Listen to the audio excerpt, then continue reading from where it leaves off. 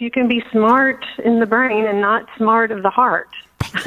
Or not have, a lot of life experiences or street smarts to, come across, even characters who are 10% of what John was, people who lie to you or cheat you or steal from you. I'd had a pretty easy, normal, upbringing, childhood and everything. And this was my first experience with evil. So this brings me to the women at the heart of this story and who are just so brave in being here to tell it. Deborah Newell and Tanya Bales.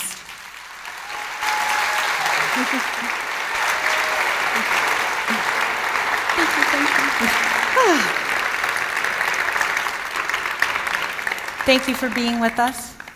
You're welcome. So I wanted to start with a question from a reader, and I think it's a question I have too, which is, why has it been important to you to tell the story, that to speak out? It could not have been easy to reveal all of these intimate details about your life. Go ahead. Okay.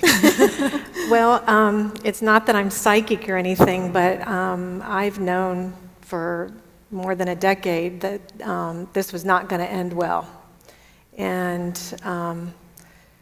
it was important for me to tell the story and to participate with Chris Goffard, who I came to trust and thought that he would do a good job. And it was important for me to participate because I wanted it to be told right.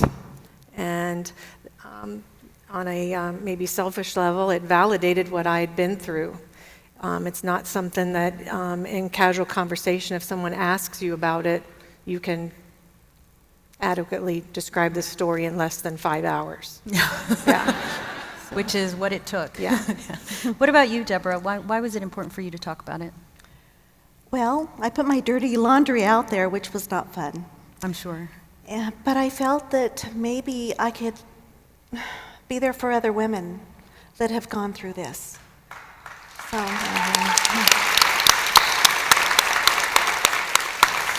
So I was hoping that I could help someone. Terrific. Which brings me to another question for you, Deborah. I feel like, we talked about with the expert panel earlier, the question of shame and women coming forward, that from the outside, these can be really easy cases to judge. Why didn't you leave? Why didn't you do this? But, part of Meehan's MO, John Meehan's MO, was that he was very charming. And I remember having a conversation with you, and you told me, what people see is that minor percentage of his life, of our daily life, that ended up being devastating. So I'd love to get a sense from you of, what was your daily life like that would make sort of some of the weird things that maybe you were seeing and hearing seem not real? Well, like she was saying earlier, it was too good to be true. From the moment I met him, he was very attentive, and he would do everything. I shouldn't say everything, but he treated me like a queen. And I think he lured me in, he listened to me, everything that came out of his mouth he seemed very intelligent, he seemed very into his children. He was successful. Just the fact that he had gone, what he told me was Doctor Without Borders. To me, that was very heroic. And that he'd been in Iraq, right? Yes, with Doctors Without Borders. Exactly. So here I am listening to this story thinking, wow, I've met a pretty decent guy. Yeah, and as Chris says, with enough of the legal lingo and medical lingo to make it seem very real. Because I imagine in Newport Beach, one meets doctors here and there. It seemed believable. I guess so. Tanya, I wanted to ask you, when did you get an inkling that John wasn't quite who he had told you he was? I think the only inkling that I got that he wasn't who I thought he was probably in the first 6 months that we were married, I went to his desk looking for some sort of supply, and I came across a picture of him. And the picture looked like a school photo, and it was dated, he would have been like 3 years old, because I thought he was born in 1964, and I'm going to say the photo may have said 67, and it looked like a school photo. But I was young, I didn't have any nieces or nephews, I didn't really know what age children, looked like. But I do remember having a visceral feeling at that moment, looking at that picture like something might not be right. For whatever reason, I put the picture back. I never said anything. Mm-hmm. Because everything else seemed okay. Everything else seemed okay. That can't be. It can't be what I'm seeing, Yeah. But it really wasn't until, and a lot of people don't realize this, that he left me. They think I left this terrible person. No, he was leading a double life with another woman in Michigan, and it really wasn't until he left me that I got strong and brave enough to start seeking some questions, some thoughts that had been in my head, and I found his mother, who I'd never met, and I called his mother, and she said, I knew you would call me one day, and she's really the one who laid it out for me, about his age and his deceit and a drug use and a prior arrest, and I learned a lot that day. And then did you confront him with it later? I did, not immediately, but soon after. Mm-hmm. And, that's really was a turning point where it got ugly for me. Yeah. Yeah. I mean, I think what made it challenging in listening to both of your stories is how quick he was with responses whenever you asked about, like, was there ever a time when you asked about something that didn't quite make sense and he was just like? Within time, sure, because he would mix his stories up a little bit. Oh. And I'd say, wait a minute, I thought you said this. And he would have an answer, so. And the answers always sounded plausible. Yes. What has been the most important thing that you've learned through this ordeal? I mean, I think one of the things that we want to talk about is almost like looking back and then also looking forward, thinking about the other women who might be facing situations such as this. What have you learned from it, and what do you want to pass on?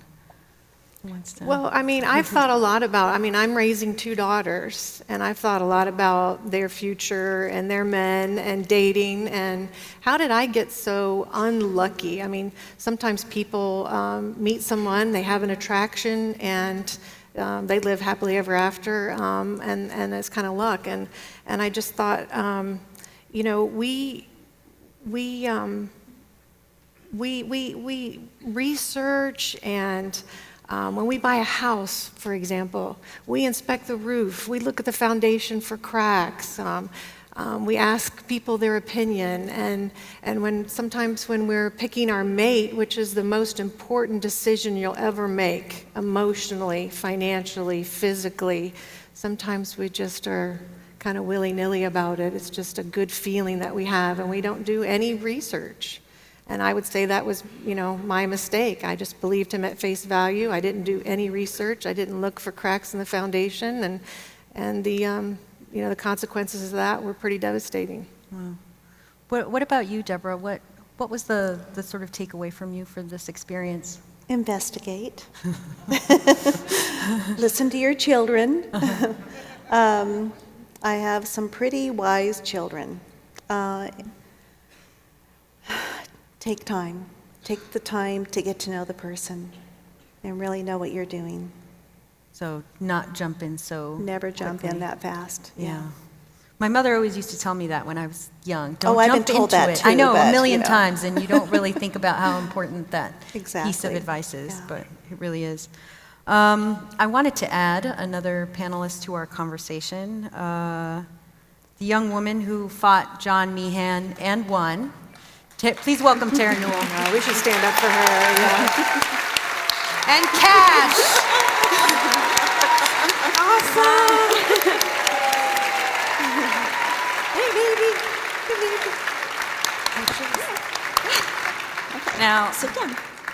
Cash has never starred in any kind of theatrical production, so we'll see. But he's a hero, so. Smile for everyone. So, Okay, you know, Tara, Sit. you can let him wander around.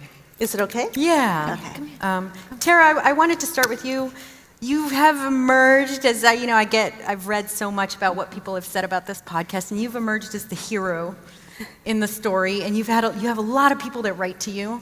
How have you dealt with that? How has it felt to sort of have inadvertently achieved that status? A little weird, but I mean, it's really nice to get messages from other women who have been through a trauma or been through my mom's situation, and then they're just kind of inspired by the podcast and what I've said. And also, some have even asked for advice on what to do in their situation. So it's been really humbling getting that stuff. Mm-hmm. One of the amazing things about this is, and I got to have dinner with them the other night, is seeing how close you have all become in the wake of this. You guys spent part of the Thanksgiving holiday together. You've now been hanging out over the course of these days in advance of this. Like, what kind of support have you found in each other? You know, two women who were with Meehan at very different points in his and your lives. Mm-hmm. Well, I knew about Deborah and knew the danger that she would be in, but being in the situation I was in, I could not call her, warn her. I knew that one of her children had called Detective Lucan, and I just felt that now that it was over, there's a little bit of guilt that I couldn't warn her, but I just felt like I needed to support her now, and going through what she had to go through for women from the past and saving all those women from the future, that he's not going to be able to hurt and destroy their lives and their reputation. And it was just important for me. I say we belong to an elite club. And you said earlier we're the bookends. And we're the bookends. We're the bookends. I was the first and she was the last as far as we know. Who knows? How has this been important to you, Deborah? Well, I got pretty beat up through the process, and I thought, wait a minute. There's so much more to the story that people don't understand. Mm-hmm. Until you're in my shoes, I don't think you really understand what you've gone through. For Tanya, she was a very educated, smart woman, and he was able to fool her. And so it made me feel a little bit more normal to know that he's that good. Mm-hmm. I think that's something that comes up with a lot of women, that in these kinds of situations, like, am I going crazy? Am I going crazy? And what you were talking about, validation of knowing that this experience is not, that it's not you. Mm-hmm. Yeah. That it's not you. What about you, Tara? How has this been an interesting familial bonding experience for you? Well, it's nice knowing that there's people that were in his life in the past and stuff that don't hate me for doing what I did and had to do. So grateful for that. And actually, I mean, over the course of this weekend, you guys made another, it seems that with every time Meehan comes up, a new discovery is made, and you made a new discovery this weekend just in simple conversations. So I think it was with Jacqueline. with Jacqueline, Jacqueline your brought daughter. it up. Yeah, she's out here somewhere. Yay! So tell me a little bit about the discovery that you made. Well, we were out to dinner the first night. Deborah took us out to a nice restaurant, and Jacqueline, who I think Jacqueline started this ball rolling, and she's a true hero too. I mean, we're up here, but she deserves a lot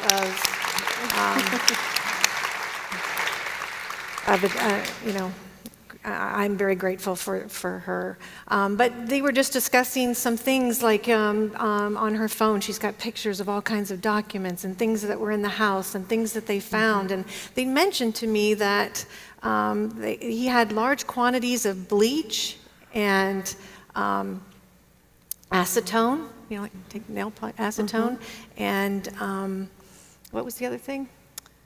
Epsom Epsom salt. Epsom salt. So I thought, oh, gosh, I guess I've watched too much Breaking Bad. I was like, well, can you dissolve a body with that, those things? I don't know. I'm not a chemist. And so this morning I got my Starbucks because I'm on Eastern time. It's 4:30 in the morning. None of you are up. And I got on my phone and I Googled, and right away it said acetone and bleach make chloroform, which is something that if you've watched movies, you've seen people put that on a rag and put it over a woman's face, and they pass out. It was used as an anesthetic.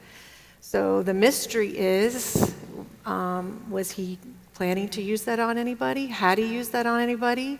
Was he anesthetizing himself? You know, how easy was he accessing, drugs?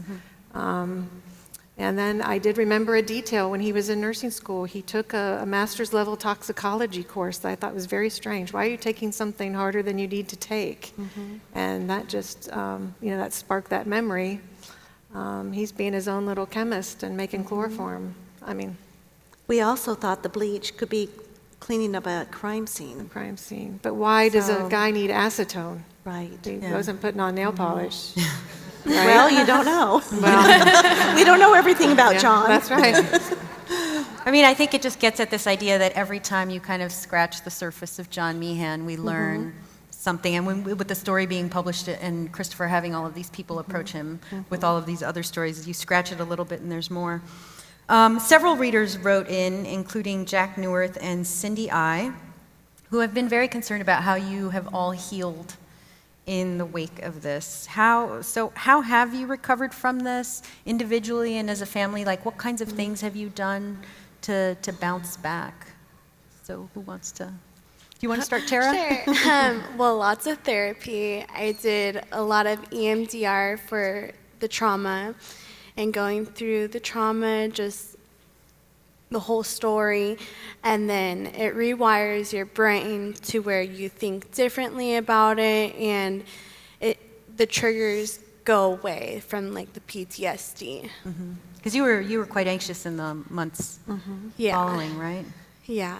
How did that manifest itself for you? Well, at first I was in shock, and then just like little noises, loud noises. If I was in a restaurant and people were talking, I'd get super agitated. I didn't want to be there. I would break down and cry a lot. It was such a process. Barking of a dog. Oh, yeah. Barking with the dog at the dog kennel. I couldn't work. I would just have meltdowns. Wow. What has been an important part of this process for you, Tanya? Well, a couple of things. One, sharing my story, I've gotten tremendous support. Everybody has a story. It might not be the same as yours, but people share their story. When they know that your life isn't perfect anymore, they're more willing to share maybe a side of themselves, and so that support. But I think the main thing, or one of the main things, was I had to forgive myself. I had to forgive myself for, not listening to my brain, not listening to some of those things, for not choosing a better father for my children, which is kind of strange because I wouldn't have those children without him. And I did replace him with a great man I've been with for 14 years, who's been a wonderful father. Yeah. Shout out to Augie. Yeah. What about you, Deborah? What have you personally done Well, in the wake of this? I had guilt like you wouldn't believe. It was hard. It was really hard. Sorry. It's okay. It's a little bit more raw for Deborah. Yeah, it's a little more raw. I've had more time. Yeah. I mean, I think it just gets. Sorry. It's okay. It's okay. I think it just gets at the idea. Yeah. I mean, for us, the fact that you spent as much time talking to Christopher as you did, and coming here tonight and being willing, facing an audience and being willing to talk about this. Okay, I'm ready to answer. Very personal story, I think, is remarkable. Yeah, the guilt was, again, horrendous. I wanted to educate myself on trying to understand what was the truth and what was a lie with John. And so I reached out to his family, which was important. I reached out to others. I learned about sociopaths, psychopaths. I just wanted to understand the whole process. Why me? Why did I go through this? I feel that I just adore my kids and appreciate the fact that here we are and that she's alive. Yeah. And he targeted, we were both targets. And, you know, she needs to forgive herself too, but it's not gonna happen overnight. Yeah. Yeah, It takes time. it takes time. Thank you so much for Oh, being you're here welcome. tonight. Please, please, please give them a huge round of applause. Thank you.